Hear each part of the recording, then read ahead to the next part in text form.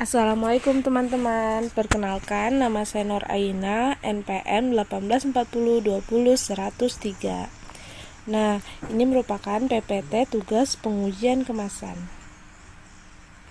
Di sini ada tujuan pengujian kemasan.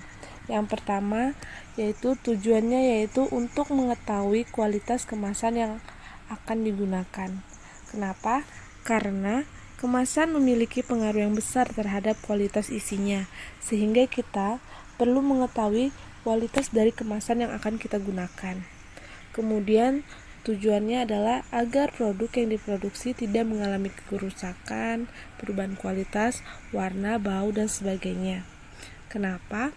Karena pengemasan yang tepat dapat mempertahankan kualitas suatu produk, sehingga kita perlu melakukan pengujian kemasan ini. Selanjutnya, peranan dan norma pengujian. Pertama, ada identifikasi bahan kemasan, yaitu kita mengetahui bahan kemasan, misalnya dia terbuat dari kemasan plastik, kaca, ataupun kaleng. Kemudian, pertimbangan dalam pemilihan bahan kemasan yang akan digunakan, yaitu karena kemasan akan melindungi produk di dalamnya, sehingga perlu dilakukan pertimbangan dan pemilihan bahan kemasan yang akan kita gunakan. Nah, kemudian kita perlu mengevaluasi penampakan bahan pengemasan pada akhir pengemasan jika pengemasan kontak langsung dengan bahan, karena kita harus mengevaluasi atau menguji faktor lingkungan, mengingat karena pemindahan bahan toksit dipengaruhi suhu, lama kontak, dan jenis senyawa toksit dalam kemasan, sehingga perlu dilakukan evaluasi jika pengemasan kontak langsung dengan bahan. Kemudian menentukan daya tahan bahan pengemasan melalui penanganan normal atau tidak normal. Nah, di sini kita menguji seberapa tahannya produk atau bahan kemasan yang akan kita gunakan. Kemudian ada metode pengujian juga dikembangkan oleh industri pengemasan yang tergabung dalam asosiasi. Yang pertama ada ASTM, America Short for Testing Material. Kemudian ada TAPPI, Technique Association of the Food and Paper Industry. Kemudian ada FPA, Flexible Packing Association.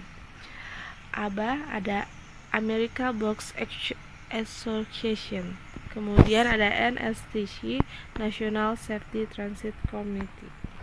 Nah, kelima asosiasi ini merupakan organisasi internasional maupun nasional yang mengembangkan standarisasi teknik untuk material produk, sistem dan jasa pengemasan.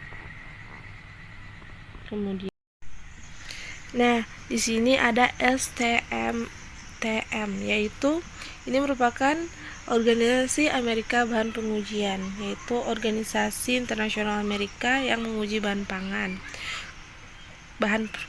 atau suatu produk. Kemudian TAPPI, ya ini merupakan Asosiasi Teknik Industri Kertas. Nah, kemudian ada FVA, Asosiasi Kemasan Fleksibel.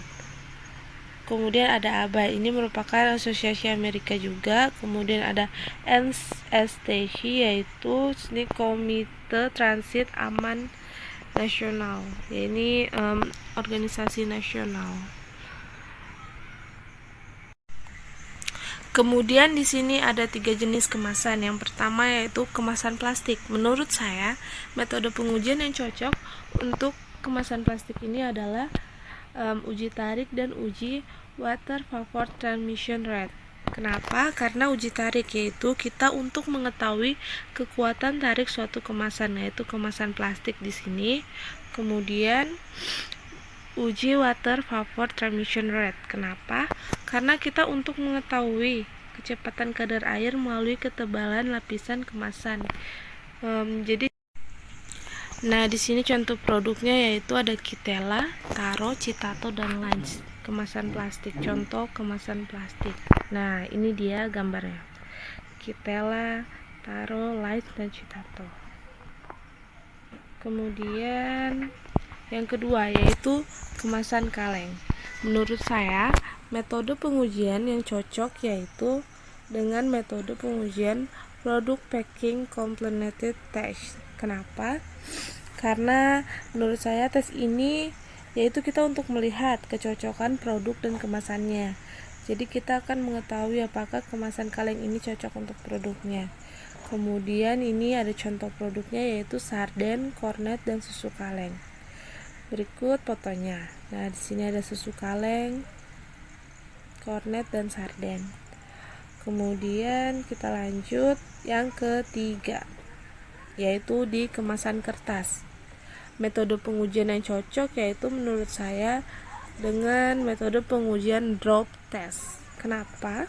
Karena dengan metode pengujian drop test ini kita akan mengevaluasi apakah kemasan yang sudah diisi akan tahan terhadap hentakan, misalnya penyok, tidak pecah pada saat jatuh. Nah, di sini contoh produknya yaitu susu Ultramilk, Buahvita, dan Milo. Nah, ini berikut foto dari produknya, contoh produknya.